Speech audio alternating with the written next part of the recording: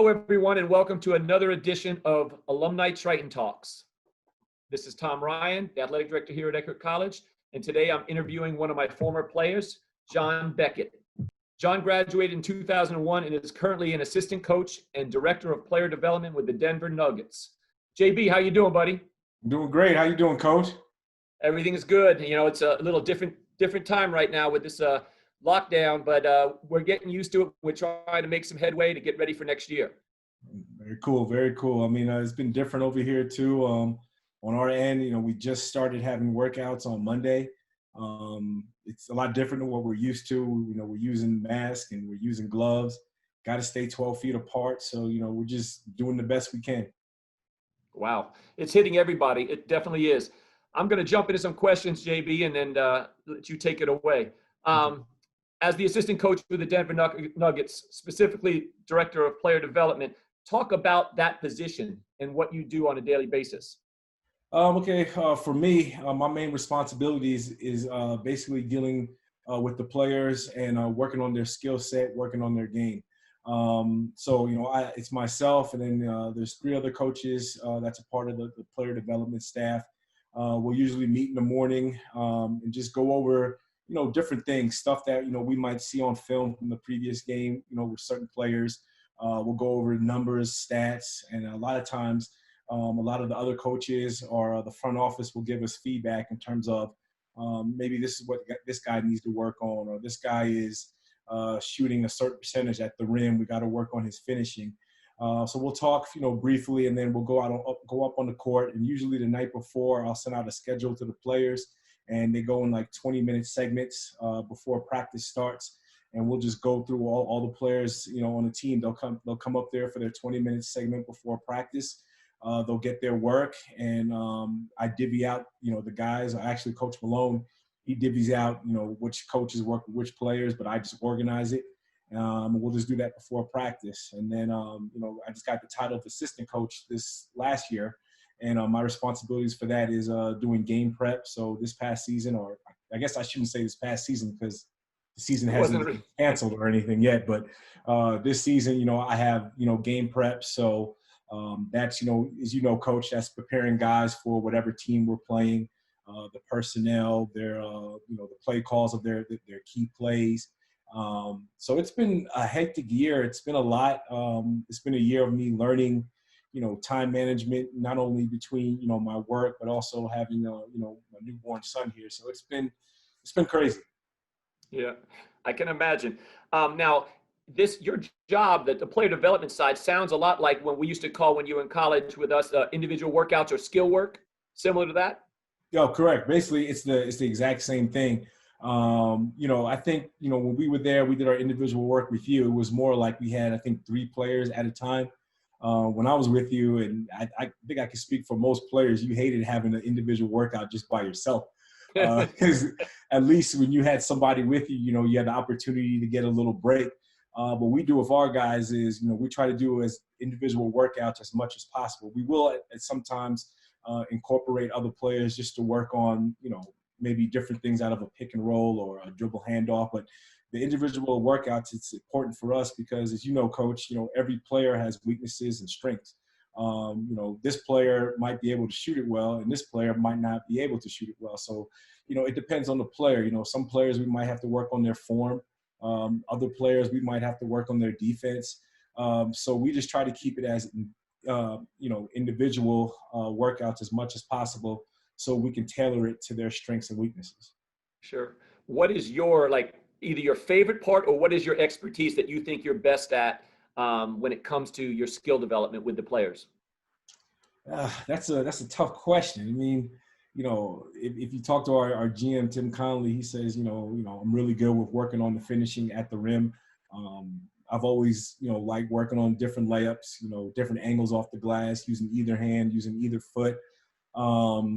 But for me, I like to think, it's the all-around game. I think with the workouts, a lot of times what I try to do is just try to work on stuff that guys going to have to do in the games.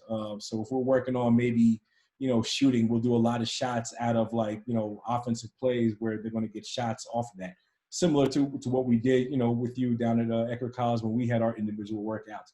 If it's a point guard, we're not really going to work on post-ups. We'll work Right. on, shots out of the pick and roll or finishes out of the pick and roll. And, a lot of times we'll work on their reads. If they come off the pick and roll, what's that big doing? Is that pocket pass open? Or if that guy's tagging, is that guy that's shaking up, is he open? So we just, I think a lot of the stuff, what I do best is just getting guys prepared for games.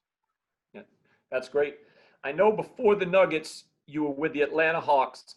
Talk a little bit, without getting in trouble, talk a little bit about the two places and what you liked, what was different, those type of things. Both places, I liked a lot. I work with, my coworkers, the coaches that I work with in both places are very good, very knowledgeable. I've had the opportunity to work with, a ton of head coaches or guys that were assistants at the time. They're now head coaches. David Fizdale, who was just with the Knicks. I was with Kenny Atkinson, who was just with the Brooklyn Nets, and then a ton of assistants that went on to coach other places. The differences in the place is not, it's not anything that's bad. I just think it's just a sign of the times. When I was with Atlanta, the emphasis wasn't on, the analytics and the player development like it is now. I just think the game evolved. So, the stuff that we did in Atlanta, it was good, but I think now it's just, it's just more in depth. The player development, we had 2 player development coaches when I was in Atlanta. Here in Denver, we got 4 player development coaches. We got 3 video coordinators. We got interns. It's just so much stuff going on now. And then with stats, we get so many stats every day thrown at us. And honestly, I don't know all the stats. A lot of times I have to, email our guys and ask them, okay, what does this stat mean? But I would just say that's the difference between the two. So it's not, more so the organization. It's just how everything is set up. And I don't think it's, it's different between the organizations. It's just a sign of the times. Yeah. Everything's evolved so much in college sports too, with all the numbers of coaches they have on every staff. It sounds the same way in the NBA, the things they're doing. Oh, absolutely. I'm sure now if, I was to go to you guys' practice, obviously Coach Gillespie's there now, but even when you were there, I'm sure after I left, there was probably a ton of differences going on, even when I was there to what it is now. So I can only imagine all the stuff that you guys are doing. Shoot, I don't know if you even have Red Rage anymore. We had to change the colors are not the same anymore, so we had to come up with a new name, and we couldn't come up with a good one. So no, there's not much Red Rage, and the guys are really happy about it because the old guys tell the young guys about Red Rage, and so everybody's happy. There's no more Red Rage. Oh gosh, and the thing is, when I first got there, they were telling me that Red Rage wasn't as hard as when other guys were their former players. So yeah, man, I can only imagine how it was for guys that came before me.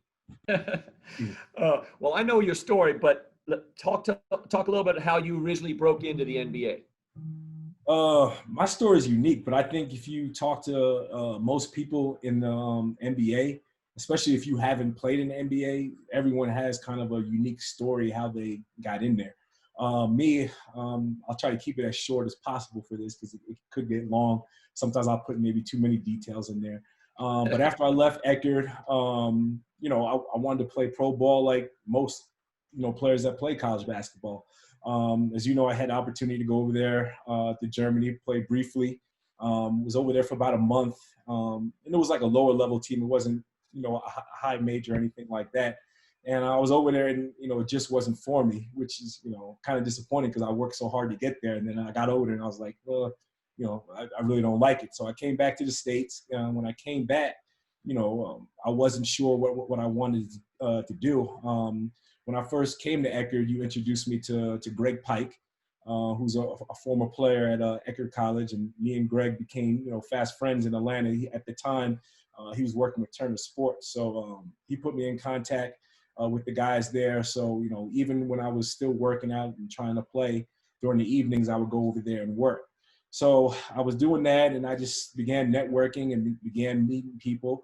I had this friend at the gym who knew a person that worked with the Atlanta Hawks.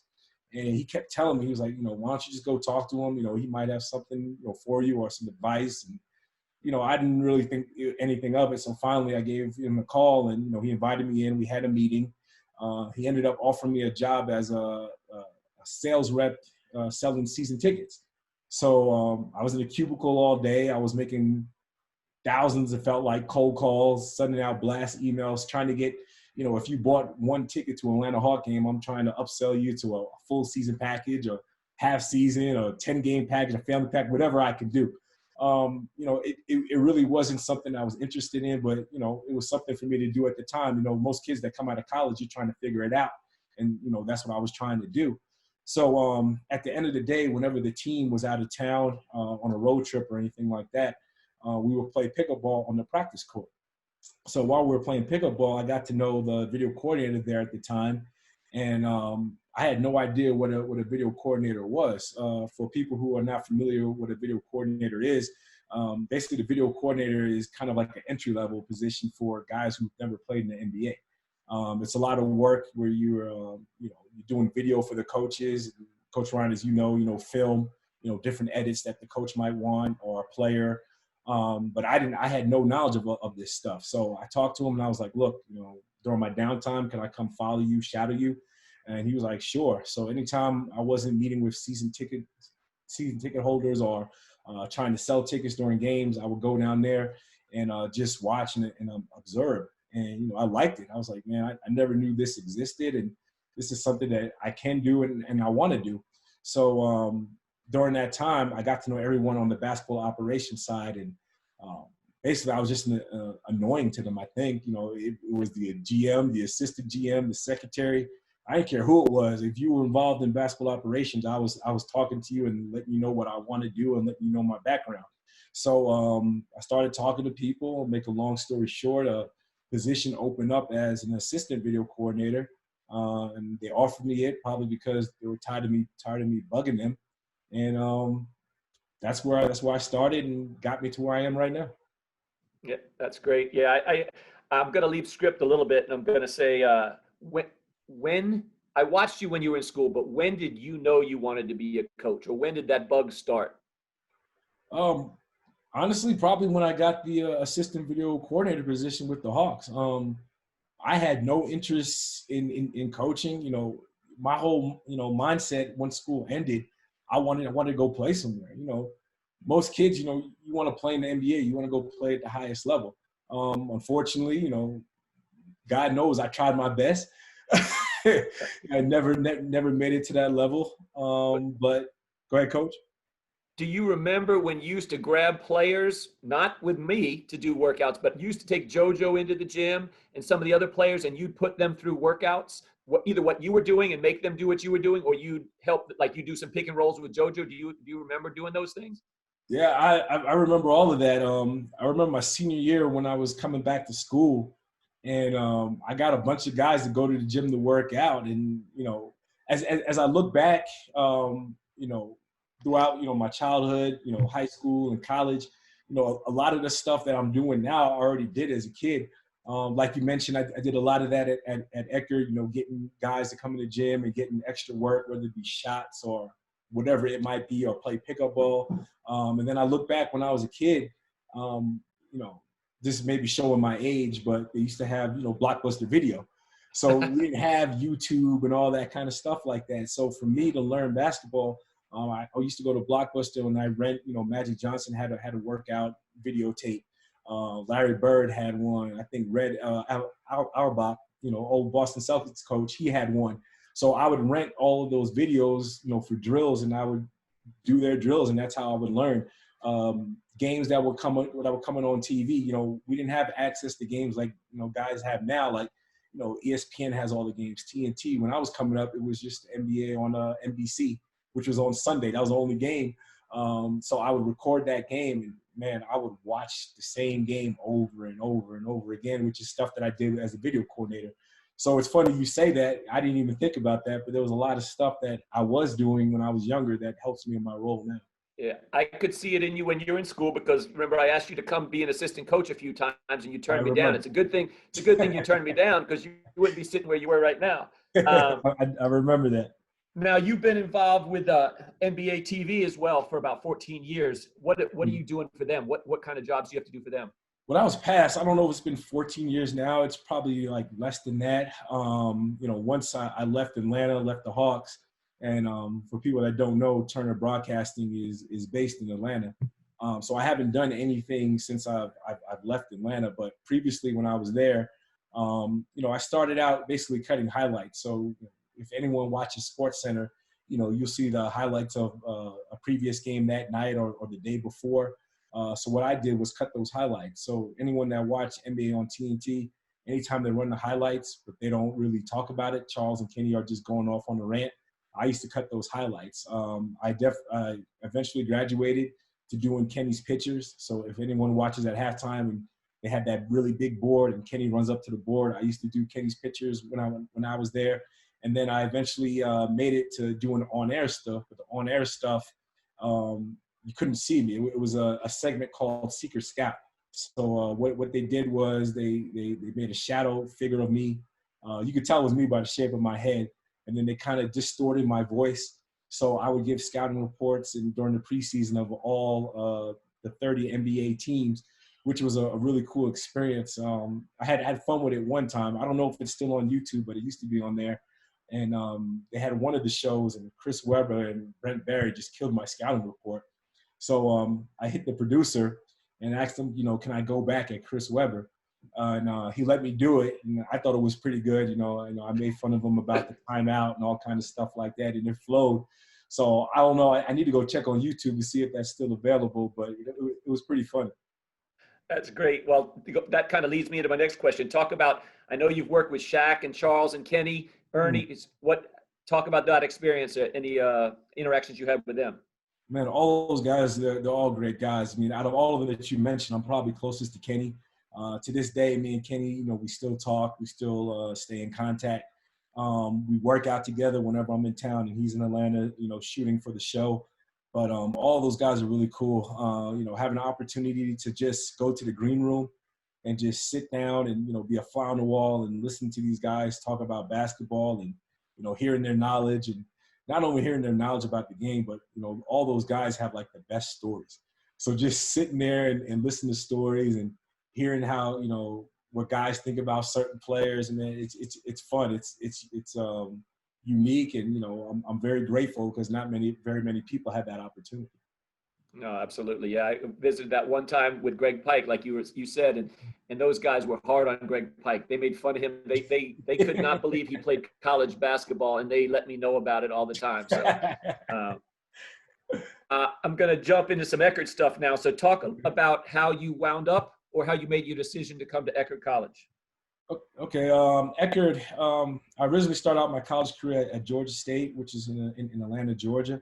When I was there, I'd probably say I was immature at the time. Wasn't playing much. Really didn't know how to handle it. So I eventually transferred.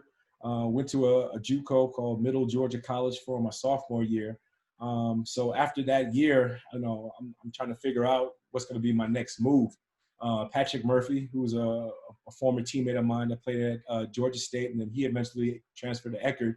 Me and him were good friends. I've known Pat since high school. Me and him competed against each other. So, we talked, and he was like, well, man, what do you think about coming over to my school, Eckerd College? At the time, I didn't know anything about it, but I was like, yeah, I was interested in it. So I think Pat probably told you about me. And then me and you started communicating a little bit. And then I eventually went down there for a visit. Saw the school. Obviously, Eckerd's in, a great location. The weather is beautiful. The campus is really nice. I met the guys on the team, liked them. I felt like it was an opportunity I could go down there and play and contribute and have finished my basketball career on a high note. I enjoyed, talking with you and meeting you and also Coach Gillespie. So this decision was kind of easy for me. Great. And what was your favorite memories or favorite thing about Eckerd College? Both of those things. Memories was probably, my senior year when we made the tournament. I feel like, I could be wrong, but I feel like our guys were the foundation, because after that, I feel like, Eckerd went on a hell of a run. Started going to the tournament. Every time I'm looking in, the rankings, they're top 25 in the rankings. And when I was there, I believe Florida Southern and Tampa, they were like the powerhouses. So, I felt like, when I was my senior year, we were able to beat those teams. And I felt like that propelled the program into like just another level. I think you're right. Yeah, those years, that Tiny, you, Kendrick, that whole group that came through, the Jojo, it really did get us started. So I appreciate that. How about if you had to go back and if right now, if you could give John Beckett, who was a junior at Eckerd College, some advice, what would you give to those college students right now? College, for me, the main thing that I would tell myself or tell any college player or even any young player is just patience. You know, success doesn't happen overnight. When I was at, you know, Georgia State, my first stop, even when I was at Eckerd, you know, I always wanted things to happen instantly, and it doesn't work like that, especially being in the NBA and trying to climb the coaching ranks. You know, you just got to continue to work hard and, you know, build really good habits. And you just every day, you know, you do the right thing, and before you know it, you know, bigger things are going to happen. You know, little things equal big things. So just my advice to the younger people, you know, younger students, the younger athletes, is just be patient and just enjoy the experience. That's awesome. I'm going to leave script again, and I'm going to ask you how you got your name Pound for Pound. Do you remember that? Pound for pound. I don't know. I was always a pretty strong guy. Always, you know, like to be in the weight room. I mean, you know me, like when I was at Eckerd, like, you know, I felt like I was a hard worker. I was, you know, dedicated, really wanted to be, you know, successful at basketball. I don't know. You got to said to me one day, you said, Coach, pound for pound, I'm tougher and stronger than anybody in here. So I said, okay. Okay, you're pound for pound from now on. So you know what? That sounds like exactly something that I would say too. That sounds like something that I would say. But you know, just being at Eckerd, you know, being around you, you know, it was a great experience for me. I don't even know if you remember this, but you know, my senior year was tough. You know, coming in there, you know, I thought I was going to start, and you know, I was looking forward to having a really big year. Unfortunately, I ended up getting hurt in, I think, preseason. You know, I had a stress fracture in one of my vertebrae in my back, so you know, I missed a ton of time. And you know, it was a tough position for you. You know, being a coach now, you know, looking back, it's a tough position because you know, when I went out, the season didn't start. So all of a sudden, the season started. I mean, the team is rolling. I mean, we had a really strong year, really a great year. So, you know, it's hard for me to get back in the rotation, let alone get back to starting, you know, which I wanted to do. And, you know, I wasn't the easiest person probably to deal with. I remember senior night, you know, I was supposed to go back in the game, didn't go back in the game. And you handled it great. Like, you know, I think about myself, man, I probably would have snapped and lost it, but you didn't snap or lose it. You know, you called me in and we had a talk. And after, you know, the emotions calmed down, I knew I was wrong. I should have handled it a different way. And I think you suspended me the next game for the first half against Tampa. But then you played me the second half. I think I had a really good second half. We ended up beating Tampa over there at Tampa. So just I learned, you know, a lot in terms of like, you know, coaching from that situation from you is just, you know, the way you handle it, you know, the way you didn't lose your temper or anything like that. So that was big, and I appreciate that.